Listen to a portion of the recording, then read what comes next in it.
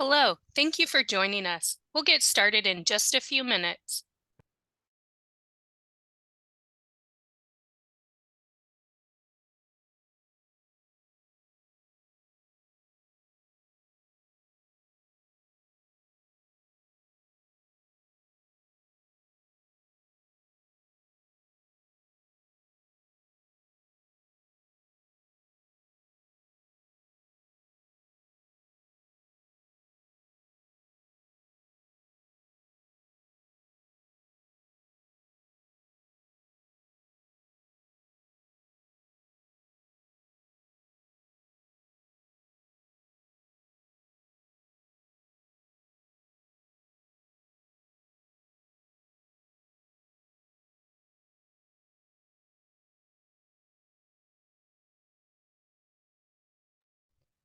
Hello, thank you for joining us. We'll get started in just a few minutes.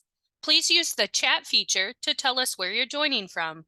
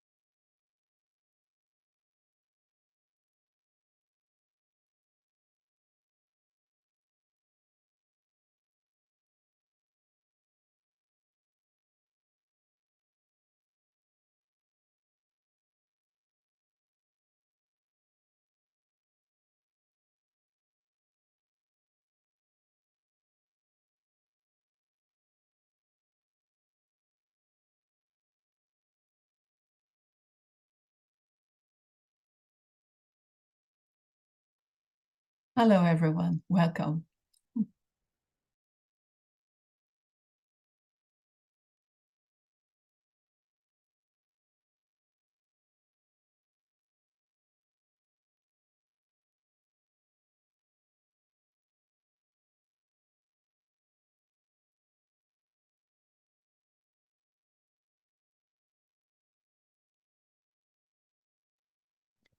Hello, and thank you for joining today's webinar. We are ready to begin. Today's webinar is eligible for 1 contact hour. Sigma Theta Tau International Honor Society of Nursing is accredited as a provider of nursing continuing professional development by the American Nurses Credentialing Center's Commission on Accreditation.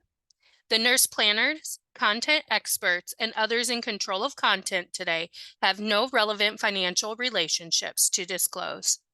To receive contact hours for this NCPD session, participants are required to attend the webinar and log into our learning management system to complete an evaluation form. Information on how to access this will be emailed to all attendees 1 week after the webinar.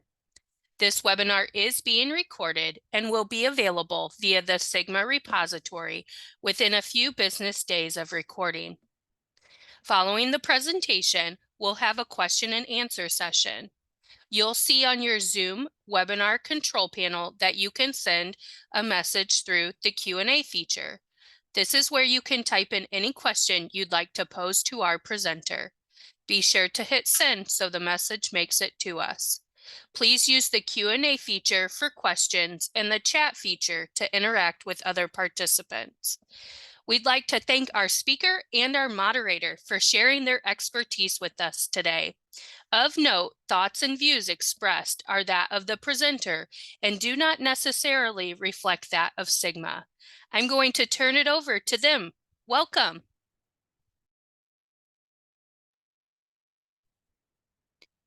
Juna, do you want to unmute yourself?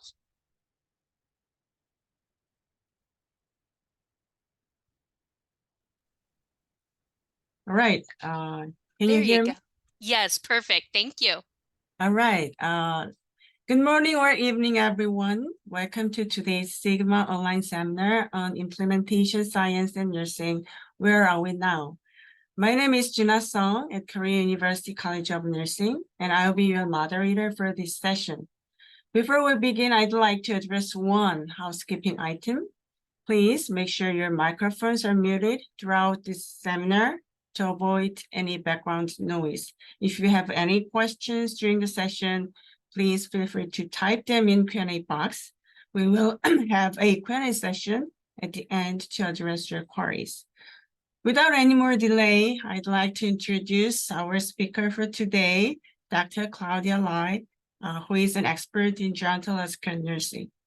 Dr. Lai is a member of the tall new chapter under the auspice of the Yamaguchi University, Japan. She is an honorary professor at the Hong Kong Polytechnic University. A Sigma member since 1994, she actively participated in various task forces and was elected Sigma's first Asia Regional Coordinator 2011 to 2015. In 2018, she was inducted into International Nurse Research Hall of Fame. She is a fellow of the American Academy of Nursing and an active member of the National Harvard Center of Gerontological Nursing Excellence. Today, Dr. Lai will be sharing valuable insights on implementation science and nursing. Well, I'll hand over the virtual floor to Dr. Lai for the presentation. Please give her a warm welcome. Thank you. Thank you, Juna, for the introduction. And thank you, everyone, for coming and joining us. I know many of you are from every part of the world in different time zones. And therefore, it is not easy for us to gather together at the same time. For that, I deeply appreciate. We choose this particular time so that we are able to accommodate more time zone regions. And I hope that if it's late in your part of the study, do pardon us, okay? So let me share my screen first.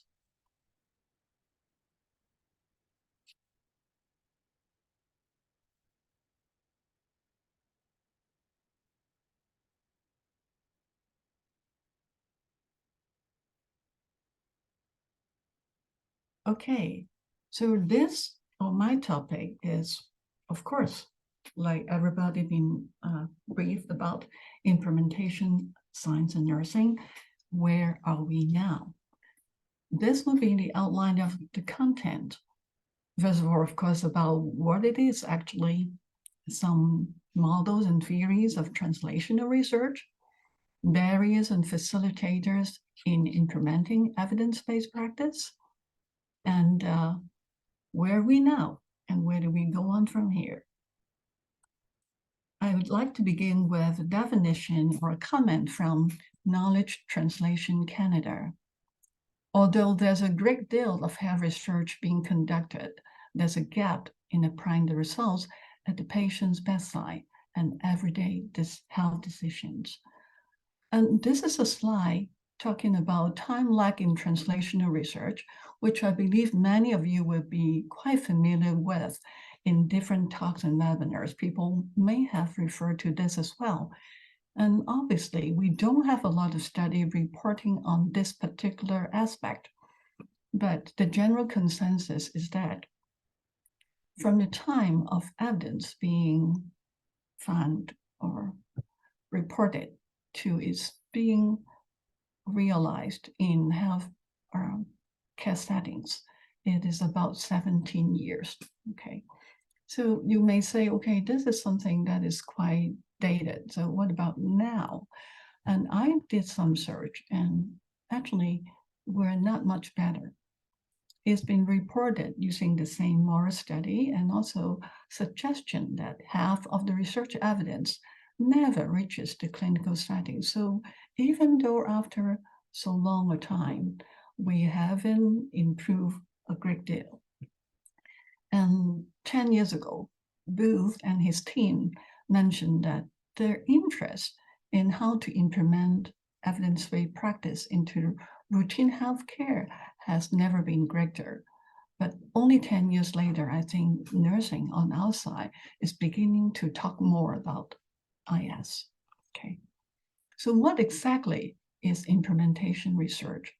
I am providing two definitions here, but you can find in various places which offer similar definitions. Implementation science is the study of methods to promote systematic uptake of research findings. So the keyword here is uptake. And of course, we want it to be systematic, all right? So we don't want random efforts, okay? And then other practices which are evidence-based into routine clinical care. But I think the University College London, which it has no date, but it's a very recent access of the website. It talks about an aspect that is essential. The aim is not just about improving routine clinical care, but improving population health. So over the decades, the scope of implementation sciences or research projects have expanded and not just look at, oh, how do we improve clinical care, but also improve population health. And instead, what does that mean? It means that we have to look at policies, we have to look at infrastructures. So the scope is, you can imagine, quite broad.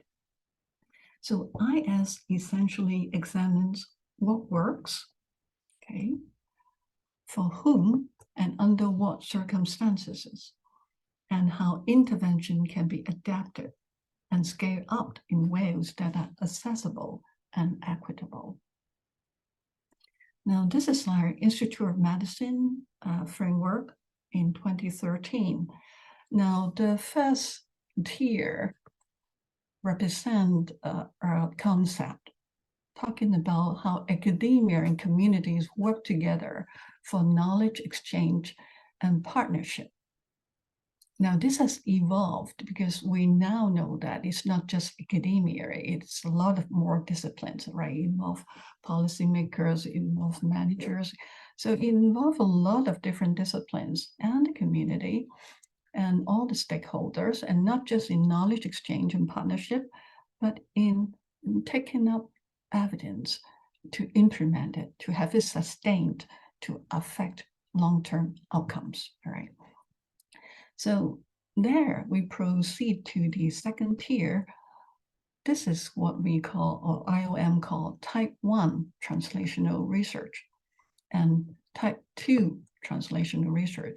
Type 1 is about basic research, the bench science, preclinical studies and clinical efficacies. And then type 2 is about, is it effective in the community? How do we disseminate? How do we implement? What's the impact, etc.? But IOM in 2013 further re-elaborate and reform. And so now the basic conception is like we use the bottom tier. So now we're referring to T0, T1, T2, T3, and T4, which is from bench science to communities. Now, that's a comment I like to mention because it is what leads to my subsequent slide. In implementation science, conducting well-targeted and reproducible literature search is challenging. It's just talking about literature searches. But why do I talk about literature searches? It's because the next point, due to non-specific and varying terminology that is fragmented over multiple disciplines. Okay, so it talks about how we use terminology in a way that is haphazard. Okay, so it's just like in real life, we use different terminologies in different ways. and not necessarily referring to the same thing when we mention the term. So translational research and implementation research, do they refer to the same thing? Sometimes they do, sometimes they do not, and depending on the context of how the term is being used. So I'm providing a background so that you're more aware. Implementation science is more about T3 to T4 studies. Okay. So what are the differences? Translational research, okay, as reported here by Worthington, who is a medical sociologist in Cornell University. He said in the website said that translational research is conceptually a broader frame of reference. It takes more effort, and it is a systematic effort to convert basic research knowledge into practical application to enhance human health and well-being. Now, looking back and thinking about the IOM framework in 2013, yes, translational research is conceptually a broader frame of reference. I put the italics here. I put the highlight here because it says it takes more effort, but it depends on how you interpret more effort. I do not think that implementation research takes less effort. In fact, it takes more effort. Being an implementation scientist myself, right?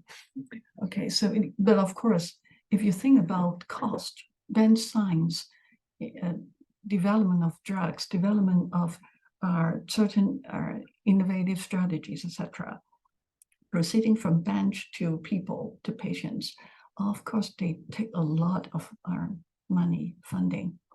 Okay. But implementation research is more about the context. The context is very important. Okay.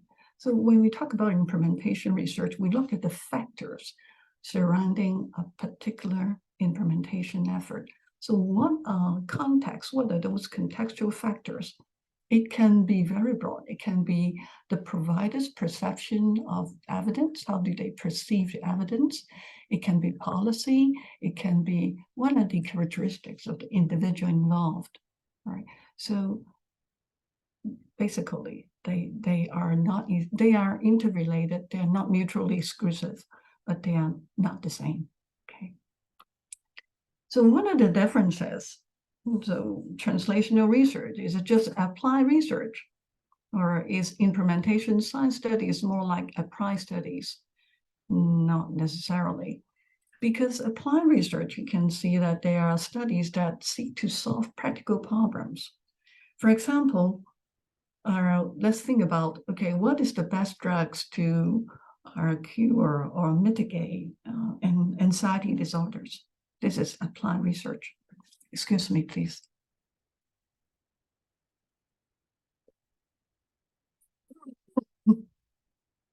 But then that is not implementation research, right? So applied research does not necessarily have to take the research to a practical level. So they have different meanings. Now, this is one of the myths about implementation research. So some people will think that it's just like a pilot study. Like in pilot study, we test methods and the procedure to make sure that is feasible, right? Is it not done? Pilot study is more like implementation science projects. But yes and no, okay? So implementation research is the use of methods to improve policy, program delivery, and knowledge translation. You can see that the scope is much broader. And then it can be studying different aspects of implementation, like not just policy, like I mentioned earlier, but people, cost. Okay, what are the steps? How can we apply the evidence? What level of evidence, etc.? So it's much broader than a pilot study. But having said that, okay, although it is not a pilot study, we need to know some use implementation here. Okay, sorry. Some use implementation science principles to guide the design of a pilot study. So to better inform the design of a trial, so that it's more relevant and applicable to real life. And on the other hand, implementation studies also need well-designed feasibility pilot studies to establish relevancy and suitability. So you can see that our science or research methods are not neat boxes that we can fit one piece to here. They're not jigsaw puzzles, all right? So they're not always mutually exclusive. They are useful in terms of thinking how to apply the method to further research design. They are different, but they are related, okay? So no, it is not a pilot study. So what is the difference between evidence-based practice and implementation science? Another question is, or another myth, sometimes people will think that implementation science is very much like quality improvement studies. So are they the same or are they different? Like I am citing summarizing a report by Nelson Brantley and Gibbs in 2023 published this year, comparing evidence-based practice, quality improvement projects, and implementation science studies. Okay. In terms of the goal, all of them want to improve health outcomes. But how do they identify the problem? Okay, so evidence-based practice, people review the literature, and QI, the researcher or the clinician may identify problems through error reporting or internal audits, okay. Whereas implementation science, they may have already in place an evidence-based program, but not being adopted in practice. So how do they solve problem? EBP, they assess the strength of the evidence, what is useful in solving this problem, in addressing certain clinical issues. And in QI, you review the internal data. Okay, you do all this.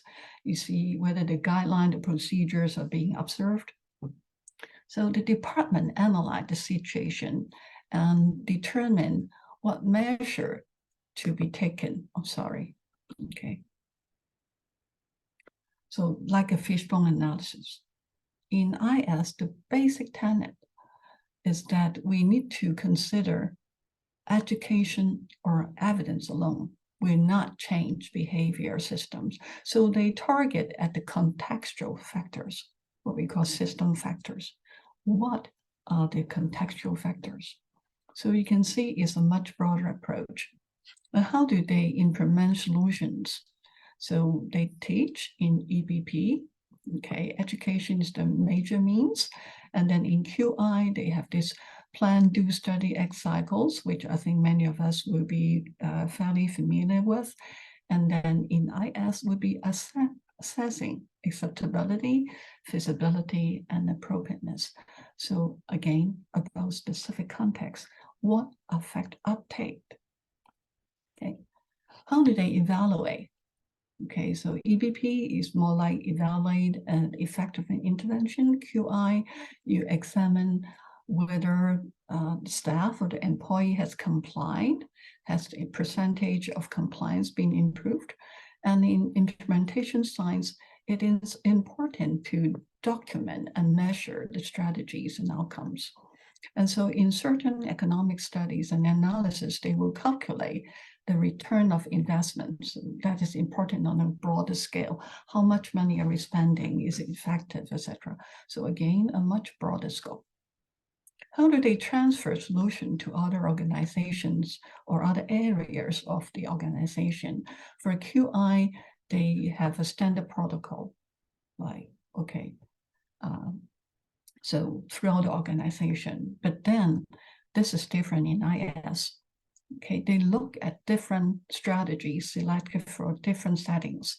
And they either scale up the implementation, and for every area that they spread to, they should be looking at whether this suits the particular contextual factors, including the people and the nature of the service, etc. Okay, sustainability. Okay, QI, they would continue monitor the outcomes, okay, through audits, etc. And IS is different. They should be designing for sustainability right at the beginning of the project. And they would continue monitor and adapt. And of course, that involve organizational commitment. What is the essence of implementation science? Okay, I'm citing different people here, but I highlight the different elements that they mention in red. So again, investigate and address major contextual factors. Now, it says here, test new approach, I don't disagree, but determine causal relationships, maybe.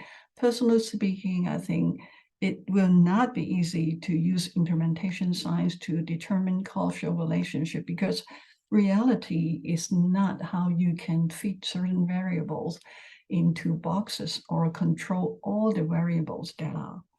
Okay, but that's a subject to debate or subsequent discussion later, or probably in another webinar.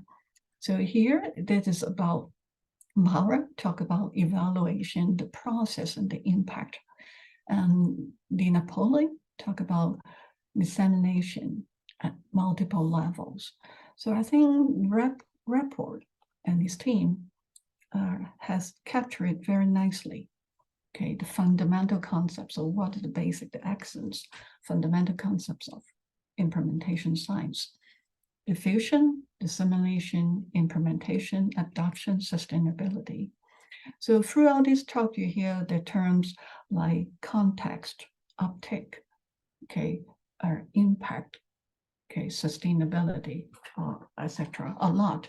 So maybe if the key takeaway message can be this slide, if you don't remember the rest of the thing that we go through, then it is about diffusion. This is a term used, of course, a long time ago.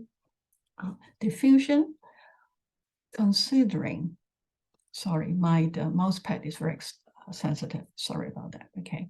Diffusion, about spreading out in a relatively unfocused way, looking at how people examine or receive evidence. How do they feel about certain practices? Are they willing to be engaged? So you observe the behavior first. You try to understand them first, and then you try to gauge their context and what can be better to their acceptability level. Dissemination, so this is our active approach, spreading the evidence, implementation, and then adoption. So the degree of uptake is very similar to Rogers' diffusion of innovation, right? But the point is here, the keyword sustainability, okay, whether it's being embedded. What about the theoretical basis of IS? Now, this is by Nielsen in 2015. I have not been able to find something newer or to represent a better conceptual representation. So you can see that there are three main categories of theoretical basis. The green color one, they talk about describing what is IS. And then the middle part, the brownish, I don't know what color appears on your screen. So brownish one here, brownish red one here is explaining, trying to what influence the implementation outcome. So help us to understand and explain what affects what. So it's also about the process model, but it can be about determinant frameworks, such as the barrier facilitating model, some implementation scientists talk about classic theories like organization theory, etc. Implementation theories like the normalization theories that people, some scientists has developed. And then the last category, evaluation frameworks. Okay, so like the re-aim model. The re-aim model is basically very much an evaluation framework. So I won't go into detail because we don't have enough time. So which theory to choose? This is a very good question for us, right?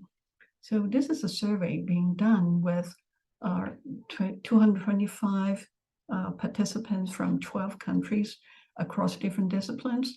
Participants use more than 100 different theories and 19 criteria being identified. What's the conclusion? A large number of criteria were being used to select theories, and that's the key point, limited consensus on what is important. Okay, so the selection's been found to haphazard or driven by convenience or prior exposure.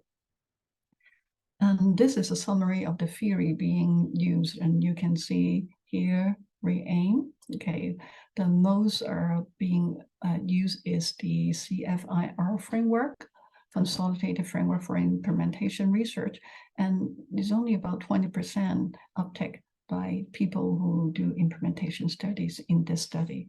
Okay, and which theory is good for me? So I'm giving you an example here by a study on health services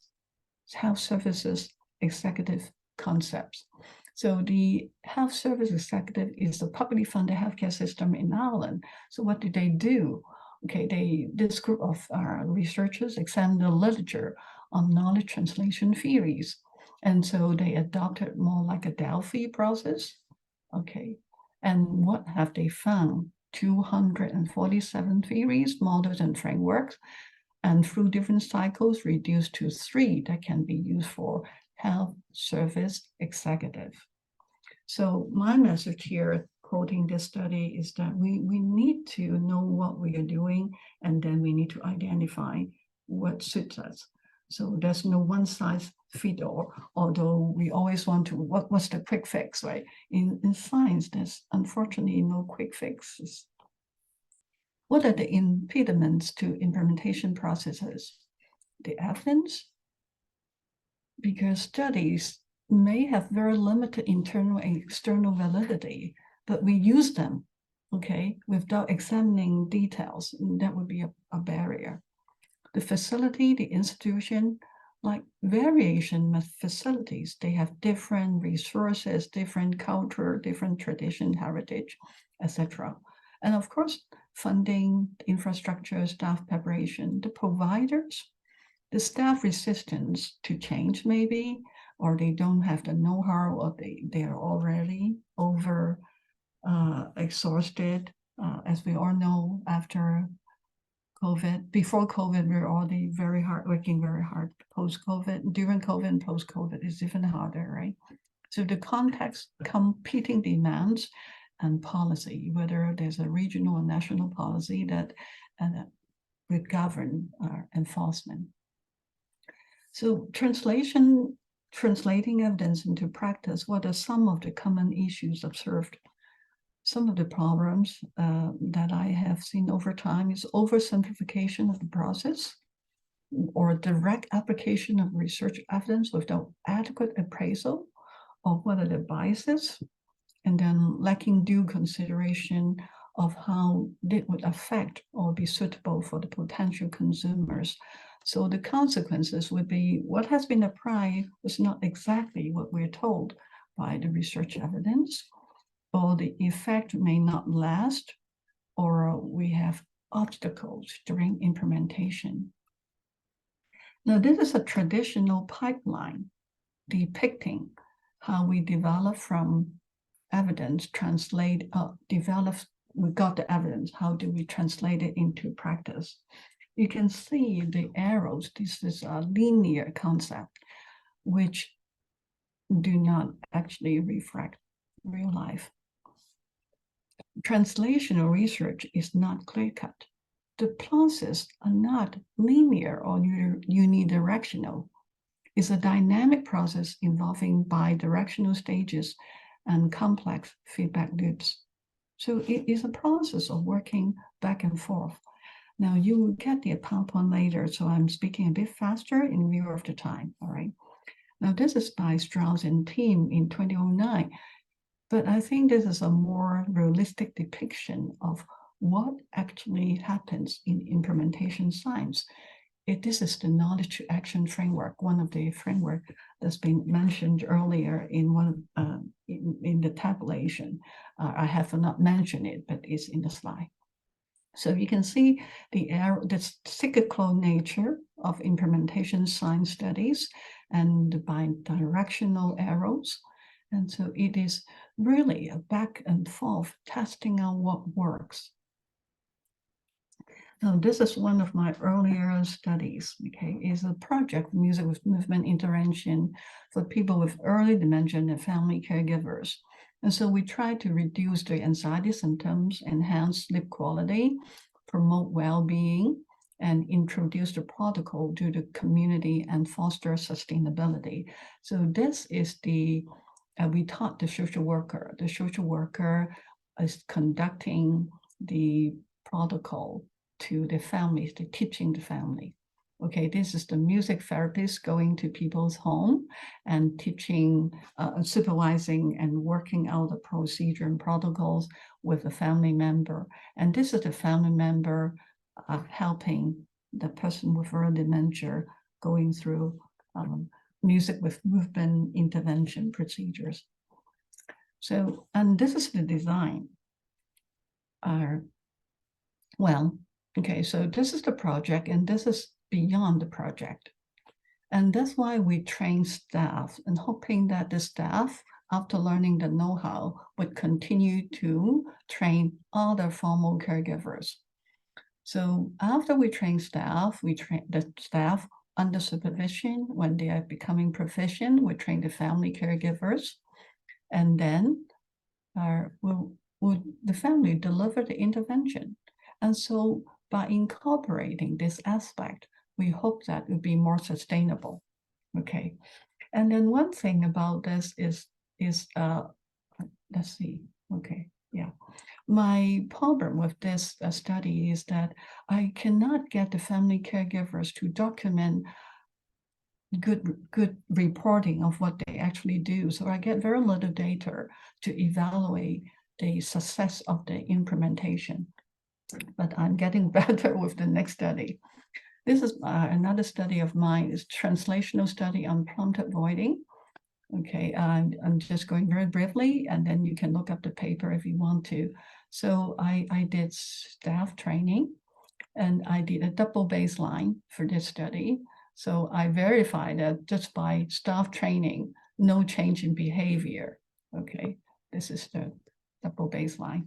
And then so when we make sure everybody knows, and then it's a 6-month prompt avoiding program, the staff will continue to deliver the intervention, not the research team members.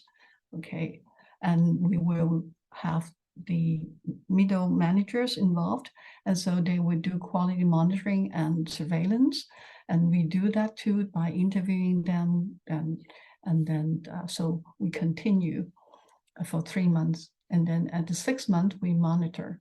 So we interview staff, etc., and then what is the outcome? Okay, continuation of practice protocol 1 year since the completion of the study. 3 homes continue, and then 1 home is renovating, so they plan to do so after renovation, and 1 home discontinued to chargeness left. So I presented this study because I want to show to you that our champion, the person, staff, is very important. I have 5 minutes left, so I need to go faster, I'm sorry. So how different is IS from a pragmatic trial? So again, this can be a myth. Some people think that this is like a pragmatic trial. No, it is not. Pragmatic trial designed to evaluate the effectiveness of intervention in real life routine practice conditions, all right? So an implementation science is not, as we all know, it is more than just evaluate effectiveness. Now, 2 years ago, I joined a conference on implementation studies, and this is a key comment from the medical directors or the VPs of long-term care facilities, and this is a conference in the States, and the speakers are from the States. These pragmatic trials are just like LCTs. So they are voicing discontent about this is not really helpful to them because the pragmatic trials are too constricting. Now, I introduced to you another study by my doctoral student. Okay, this is her participatory action research. And she wanted to get rid of all the restraints. So she did this work, and she has a champion. Okay, she has a nurse, or not the nurse manager, but a senior nurse with experience in the unit who really want to work with her and get rid of the restraints, physical restraints. Okay, I refer to physical restraint, not chemical restraints. In Hong Kong, we tend to use physical restraint much more than chemical restraints. Okay. So this you can see after the study, it works perfectly. Okay, so that's what I would recommend as a scientist. I think participatory action research is more suited for implementation science, but other people may disagree with me. Now I'm coming very close to the end. That's the reality. This is a study, a report of a case study over more than a decade in the facility examining how to improve chronic care. So they observe, they interview, they do documentations, etc. And so this is what they come up with. They say that it is not random. The changes, evolution in practice in how they improve chronic illness care is not random, but also not according to a conventional linear grouping. It is visible, not mutually exclusive. The message here, I won't read it all to use that. In reality, it is complex. It's like the knowledge to action model, okay, back and forth. But unfortunately, not having solid scientific evidence about what we do is the norm rather than the exception. So in thinking about implementation of changes or the implementation of useless practices, it involves everybody and all levels of operation. Translation studies is not new. Even the journal Implementation Science, published by BMC, it's been its 17th volume, but it is still in its infancy, okay? So in this 2016 report, only 17 citations of nursing research been framed by IS. Now, I did a scoping review in 2020 and reported in a conference. So what did I do? I used the keywords implementation science or translational science and nursing. And then I would include articles that discuss conceptual basis, challenges and facilitators, etc. And then what have we found? We found only 37, okay, out of 236. And then this is the result. So it's very diverse. It can be protocol case study, okay, literature review, and then you can see the source, just everywhere, okay. The United States does most of the work. And then the types of paper identified, and again, you can see a very diverse picture, okay. Management, research method, a more general discussion of concepts, so very limited studies. And our team's conclusion is too diverse to tabulate, okay. And then a multitude of terms have been used interchangeably without adequate explanation. Some articles only discuss terms related to IS in the introduction or in the discussion or in the conclusion. So they are not framed by the concept. And evidence-based practice is being mixed up, okay, as IS in a number of papers. And many articles are lacking in conceptual discussions. Now, I did an update in just a couple of weeks ago. So what did I do? Okay, I use, okay, this keywords, okay, no year limit. And then PubMed reported I have searched 8+ million full text articles and then come up with 49 items. I browse through them conference abstracts, posters, protocols. And then I use a more inclusive term, nurse asterisk, again, more, result 129. I look at all of them. Some overlap, some target interventions, some use IS to identify barriers and facilitators. Some simply just use the term implementation. So this is where we are.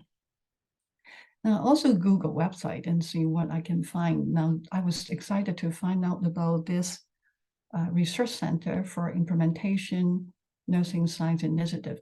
This is in Japan, Fujita Health University. I don't intend to put down anybody, right? I just want to highlight what I can find. And what output did they put up? Okay, we can look up here. Okay, the output they put up is like RCTs, okay? What method to detect urease producing bacteria, okay? And then here again, okay, healing of diabetic foot ulcer.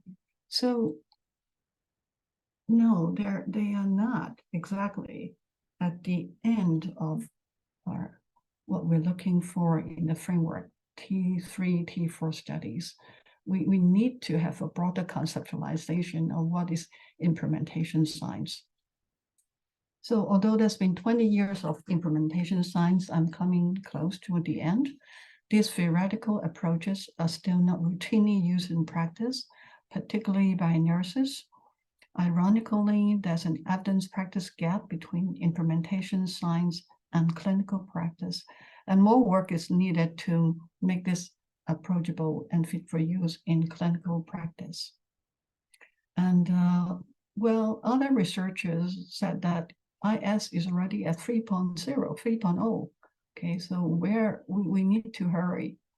There are some nurses in the front line of healthcare than any other healthcare profession. There's so many more of us. As such, nurse-led research is increasingly recognized as a critical pathway to practical and effective ways of improving patient outcome. That was 7 years ago. Are we taking up the challenge? So implementation science trained nurses, we are in a position to be improvers for meaningful change in practice. This is my last slide.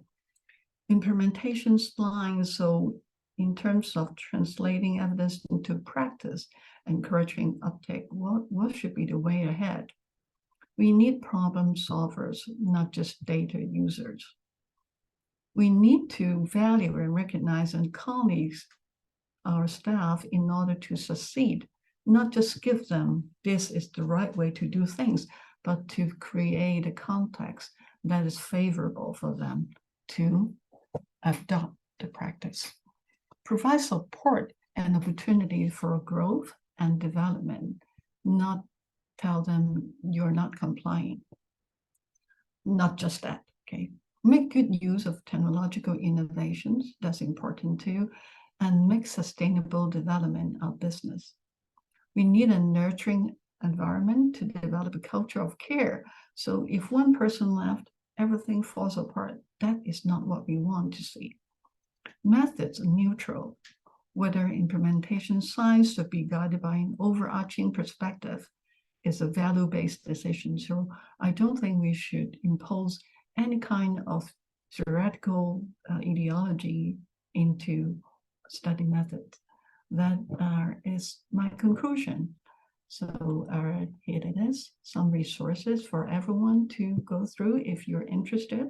And this is the bottom one is the self-directed learning toolkit. Whenever I try to show you where I am, I touch my mouse pad and then it moved. Okay, I'm sorry about that. So I'm not touching my mouse pad now. And these are some of my references used, and thank you. I will stop here. Okay, thank you very much, Dr. Lai, for the informative presentation. Now, let's move on to the Q&A session. Please type your questions in the Q&A box, and I will read them out for Dr. Lai to answer. Okay, we have one question right now, and then Let me read it for you, Claudia. Okay, Great presentation. Yes, very thank you. informative and comprehensive. Thank you for sharing. And in which stages of implementation studies do you think generative AI can be impactful? For instance, conducting research, literature search, facilitating clinical trials, drug discovery, cancer gene identification. Do you view this trend as a barrier or an enabler, considering the challenges of generative AI? Quite an It is. interesting question. It is very interesting, and it is a Yeah. very long question. It has many aspects. So to simplify, I have to declare I have not studied generative AI to that extent to answer your question to my satisfaction or to your satisfaction. But I think we certainly have use for generative AI. But on the other hand, science is moving much faster ahead than moral and ethics. Okay, can define our scope. So my answer is we need to use it, but with care. Why do I say that? Because recently I have taught a class, and I taught my class in English. All right, although I'm Chinese, I do not. I'm not able to speak Mandarin proficiently so that I can give a scholarly talk like this. So I teach my students in China in English, so they attend an English course, and they are not very good in writing English. And so they use generative AI to translate their answer, to translate the essay. So when I read them, okay, this is different from what I read in the past because I've been teaching this program for this is my third year. Now, in the past, the student, their English is not that good, but then they express their view. Now they're too good to be true.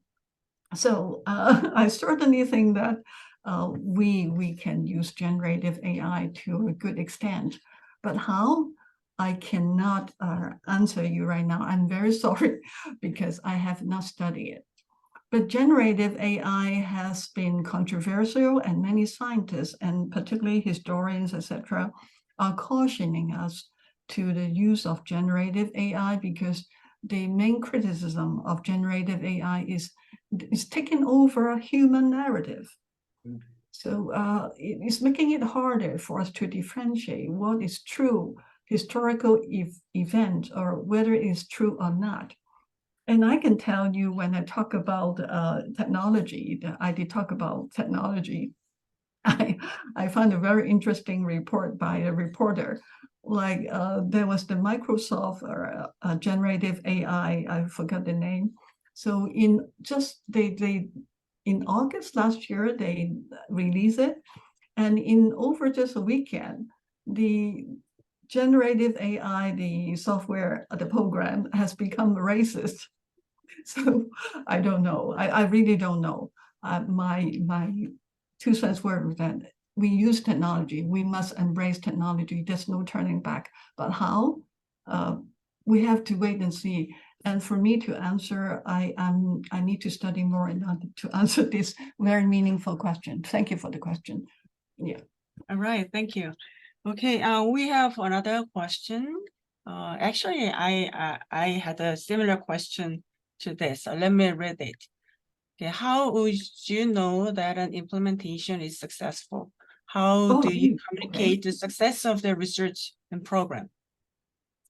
Okay, that's a very good question. I'm sorry if I have not elaborated it. So the measurement, right? This is an introductory topic. Today we have 40 minutes only. So you measure it. In one of the studies that I have, if you can go back to the slide that talk about music with movement study, I would ask the families to document whenever you deliver the intervention to your family, please, all right, can you document them in your chart, to give them a chart to document, but they don't, right? So if you have that chart and record, you can summarize the plan and whether the person has accumulated the plan. And then, of course, you can see, okay, this has been proven useful to help sleep or reduce anxiety. Actually, what we find out is reduction of anxiety. The previous slide, reduction in anxiety has the most profound impact. And so you measure the level of anxiety afterwards. So then you can see the impact of the intervention. So a lot of effort has been put into during the design stage. So we need to think about how to evaluate at the beginning. So it depends on your nature of the study, whether it is cost, then you measure cost, whether it is engagement, then you measure engagement, and how closely do they follow, you have to document, etc. Have I answered your question, Junior, or the audience? Are you happy? I have one more. Okay. All right. Okay. Is the DNP degree considered EBP, QI, or IS? As an advanced practice professor, what's the best way to educate on it? What is DNP? Oh, DNP. DNP, Doctor of Nursing Practice. Oh, sorry, can you repeat the question? The Okay, DNP degree considered EBP, QI, or IS? Is the DNP degree considered okay. EBP or? All right. Well, the degree program is neutral. The degree program is teaching you the research, the effort. All right. So I don't know, different research program, different DNP programs may teach different things. As far as this is very cursory knowledge, all right? So pardon me if I interpret DNP program in the United States incorrectly. So it's not focusing on research, but focusing on projects, all right? But it can be research. So it depends on your supervisor.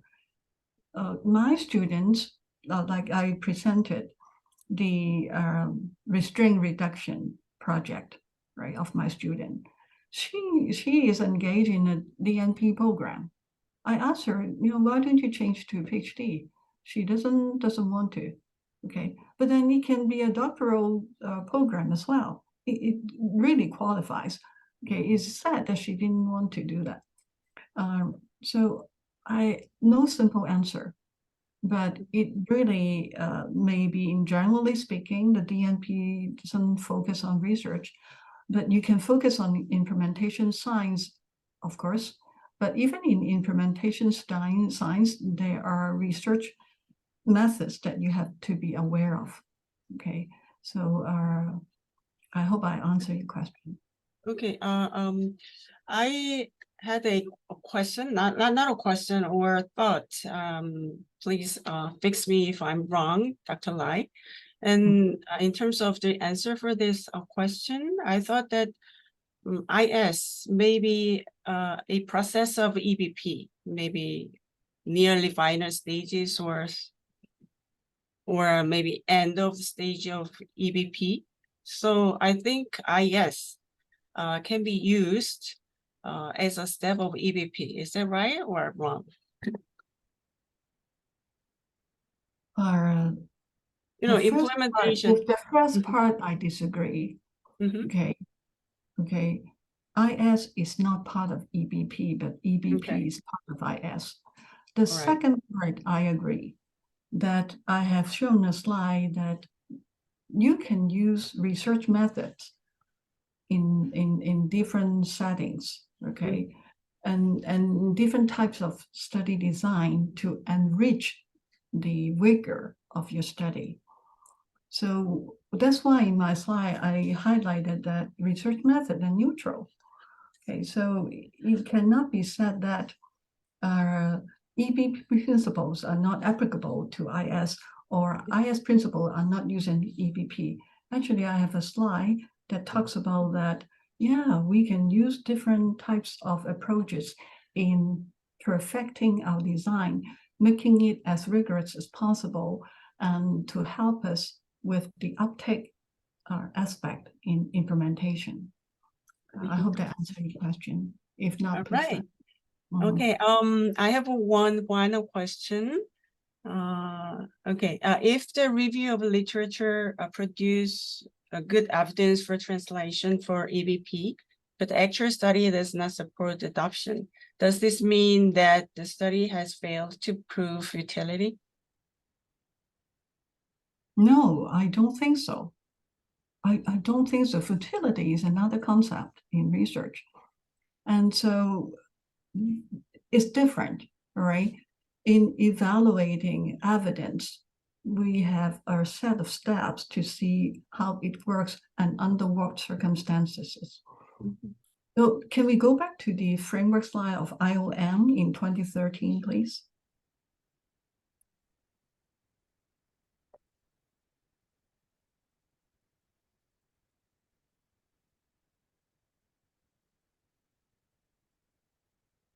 It's more high up, yeah.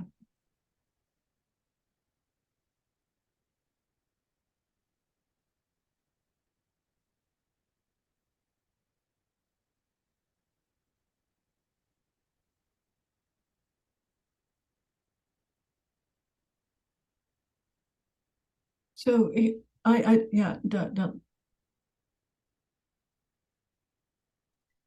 the slide number 19. Yeah. Okay, yeah, this one. So evidence is evidence. Evidence and translation is two different concepts, right? So when evidence is suitable in particular situation, when it cannot be effective in a clinical context, it doesn't mean that the evidence is futile. It's just that the evidence that's been applied in particular context need more thought. So we need to be more thoughtful in examining the context, the contextual factors of what is being agreed with the providers or the rejected by the providers. Why is it not happening? So actually, I don't think so, but it prompted us to examine the reason why we need to look at uptake, adoption, and dissemination. I hope I have answered your question. Okay, thank you, Dr. Lai. Well, our time is running out, and I think I need to finish the seminar. And thank you all for joining us today for this insightful seminar. And we appreciate your engagement and thoughtful questions. If you have any further questions or feedback, please feel free to reach out to us. And well, I will hand over the virtual floor to Linda for wrapping up. You have all good day or night. Thank you. Thank you, everyone, for your comments. Thank you for this wonderful information and this great presentation. We are thankful that you shared all of this information with us. And we want to thank Juna for moderating the webinar for us this evening or this morning, wherever you're joining us around the globe. We want to remind you that this webinar is recorded and you will receive an email with a link with instructions for you to obtain your nursing continuing professional development certificate in 1 week. And of course, please be sure to check out Sigma's upcoming webinars to support you and your colleagues at sigmanursing.org. Thank you so much and have a wonderful day. Thank you, everyone, Thank and you. goodbye.